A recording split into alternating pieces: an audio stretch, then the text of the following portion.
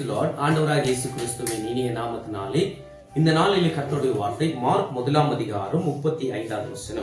அவர் அதிகாலையிலே இருட்டோடு எழுந்து புறப்பட்டு வனாந்தரமான ஒரு இடத்துக்கு போய் அங்கே ஜெபம் பண்ணினார் என்று பைபிள் சொல்கிறது. கர்த்தருடைய பிள்ளையை இன்னைக்கு நீ ஜெபிக்கிற பிள்ளையாக மாற வேண்டும் என்று கர்த்தர் இந்த வார்த்தை மூலியமா நம்மளோடு பேசிக் கொண்டிருக்கிறார்.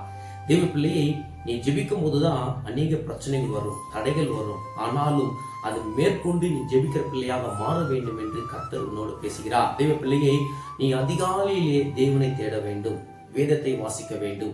நீ அதிகாலையிலே தேவனுக்கு நீ முதலிடத்தை கொடுக்கும் போது அன்னைக்கு எல்லாம் உனக்கு சமாதானமா இருக்கும். தேவ பிள்ளையே நீ அதிகாலையிலே கர்த்தரை தேட வேண்டும் என்று அப்பா இந்த வார்த்தை மூலியமா உன்னோடு பேசினார். உன் வாழ்க்கையில ஒரு பிரச்சனை மாற வேண்டும் என்றால் நீ ஜெபிக்க வேண்டும்.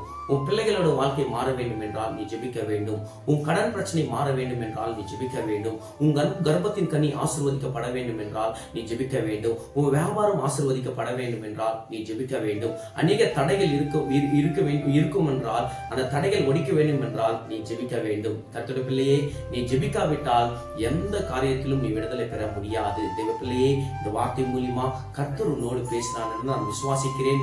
ஜெபம் நம்ம வாழ்க்கையில் இருக்க வேண்டும். நம்ம ஜெபித்தால்தான் நம்மளை பார்த்து நம்ம பிள்ளைகள் ஜெபிப்பாங்க. அப்போதான் நம்ம குடும்பம் ஆசீர்வதிக்கப்படும்.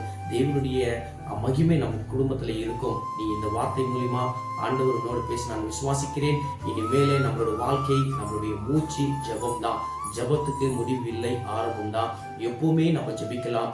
ஜெபத்தை விடாதீங்க. எவ்வளோ பெரிய பிரச்சனைகள் வரட்டுங்க, ஜெபம் ஜெபம் ஜெபம்.